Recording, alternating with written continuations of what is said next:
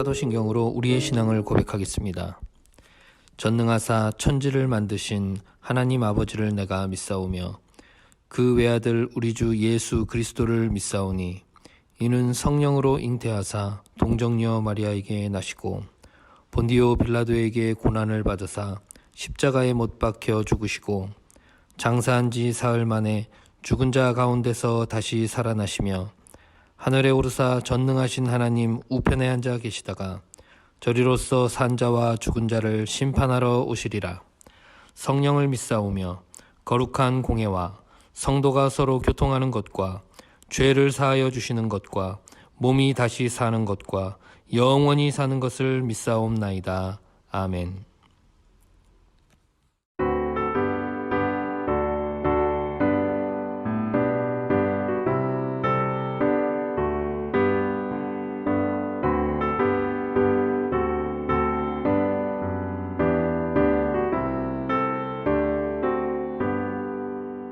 주 없이 살 수 없네 죄인의 구주여 그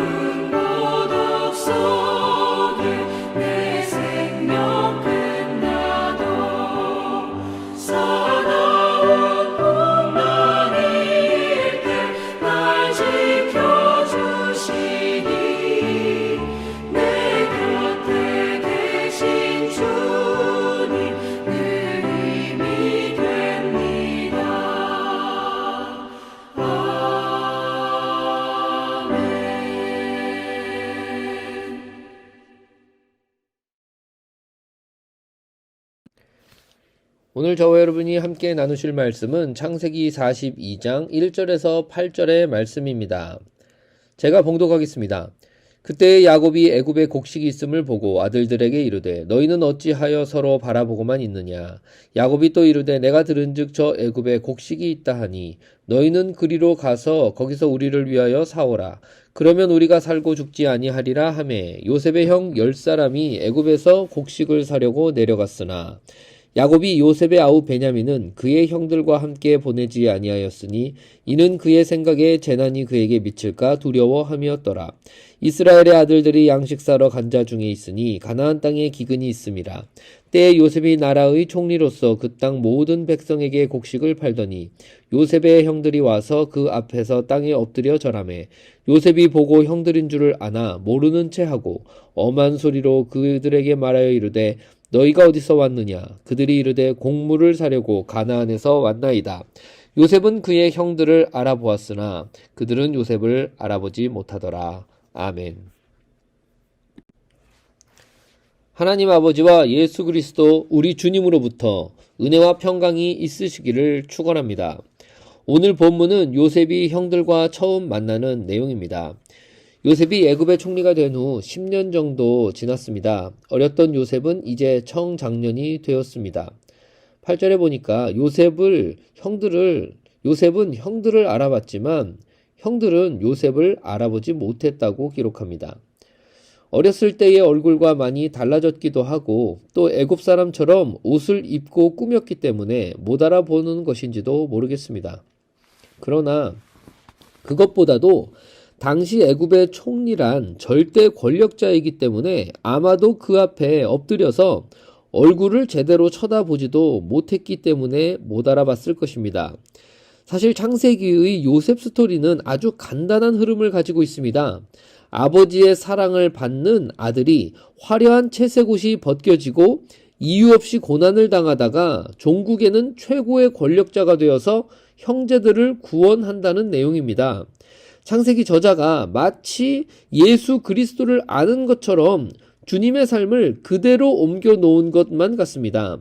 아니면 창세기의 원저자이신 하나님께서 예수 그리스도의 이 땅에 오심과 그분이 하실 일을 먼저 예고라도 하는 것처럼 보입니다. 주님께서는 최고 권력자로서 이 지구 전체의 대통령으로 이제 부임하게 되실 것입니다.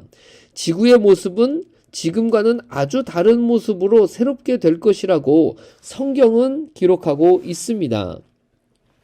애굽의 총리의 영광도 함부로 쳐다볼 수 없을 정도로 화려하고 대단합니다.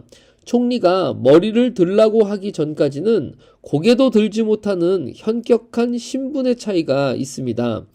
하물며 하나님의 영광은 어떠하겠습니까? 성경에는 하나님을 보는 사람은 다 죽는다고 설명합니다.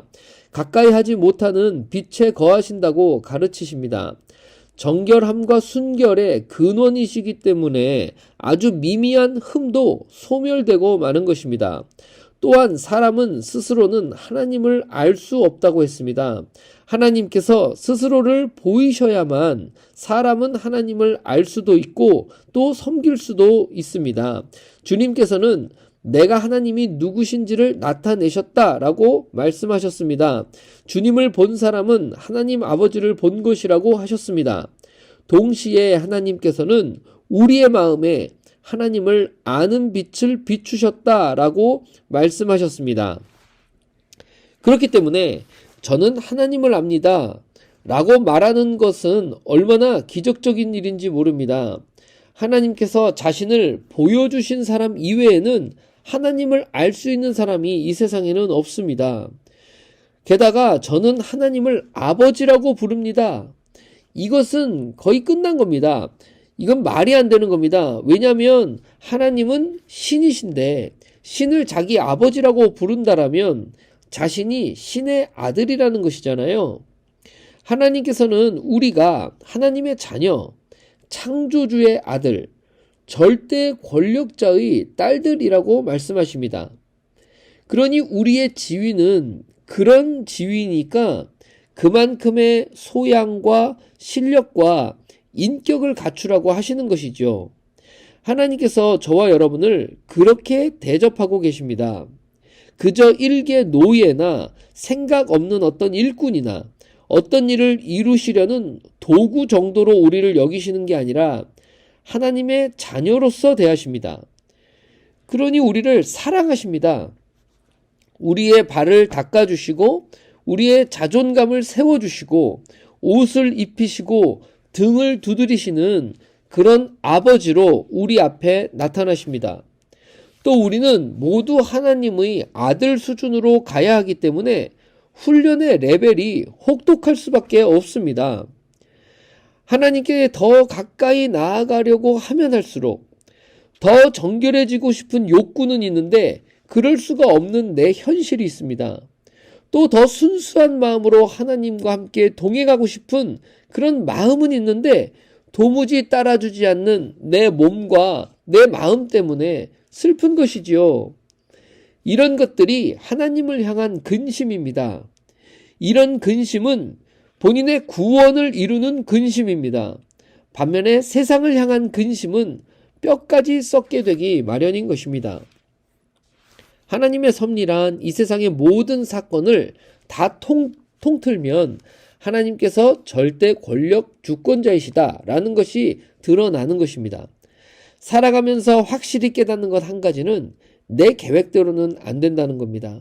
그럼에도 불구하고 계획이 없는 것보다는 있는 게 낫습니다. 왜냐하면 계획마저 없다라면 내 계획대로 안 된다는 사실까지도 모르기 때문이죠. 이제 모든 사람들은 한 가지 확인할 일만 남았습니다. 나의 계획대로는 안 되지만 하나님의 계획대로는 되는구나 라는 사실이죠. 그 계획대로라면 예수님께서는 이 지구의 왕, 이 지구의 대통령으로 부임하게 되시고 성도는 그분의 참모들이 될 것이라는 하나님의 계획입니다. 그러나 그런 영광은 자신에게 주어진 시간을 믿음으로 통과해내는 사람들에게 주어진다고 가르치셨습니다. 요셉의 형들은 요셉의 꿈을 비웃었습니다. 그리고 지금 요셉 앞에 엎드려서 요셉의 얼굴도 볼 수 없는 처지에 이르렀습니다. 그러나 요셉은 그런 형들을 용서하고 자신의 나라로 들어오게 했습니다. 사람들은 이 성경에 기록된 하나님의 계획을 비웃을 수 있습니다. 예수님이 무슨 왕이고 이 지구에 무슨 대통령으로 부임하시겠는가? 이런 생각을 할 수 있습니다. 더군다나 교인들이 무슨 그런 예수님의 참모가 되겠느냐라고 할 것입니다. 그러나 머지않아서 성도들 앞에 엎드려 있는 그런 사람들을 보게 될 것입니다. 얼굴도 쳐다볼 수 없는 처지에 있을 것입니다. 하나님께서 공의로 결정하시겠지만 우리 성도들은 그 분들도 용서받고 하나님 나라에 들어올 수 있기를 바라야 합니다. 왜냐하면 우리가 여기 들어온 것도 자격이 있어서 들어온 것이 아니고 그저 하나님의 은혜에 매달려서 들어온 것이기 때문에 모든 사람들이 우리들과 같이 하나님의 나라에 은혜로 들어올 수 있기를 원해야 하는 것이죠. 교인으로 산다는 것은 영광입니다. 하나님의 말씀을 듣는 것도 영광이고 말씀대로 살아갈 수 있다라면 그야말로 이루 말할 수 없는 영광입니다.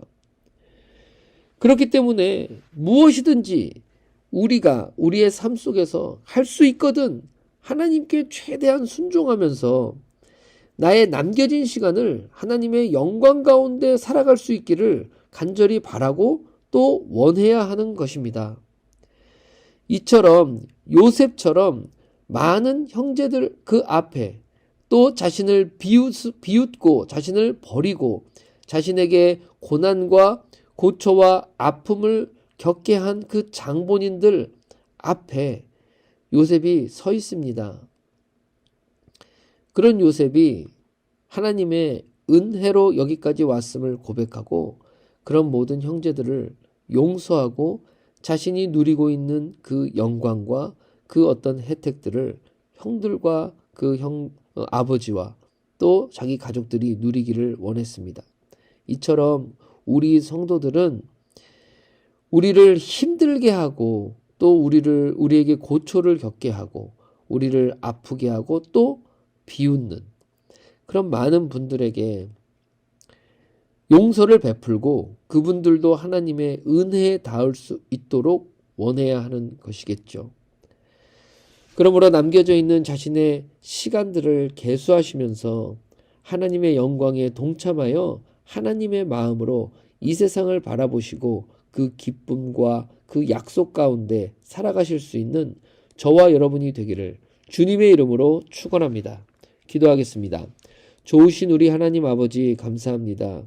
하나님께서 성경에 기록하신 이 여러 가지 계획들과 장차 이루어질 것들에 대하여 우리가 믿고 받아들여서 우리의 삶을 윤택하고 기쁨 소망 가운데 살아갈 수 있도록 하시고 지금 당하는 환난에 경한 것이 앞으로 우리에게 이루어질 그 영광의 중한 것을 생각하면서 건너가고 넘어갈 수 있도록 저희들과 동행하여 주시옵소서.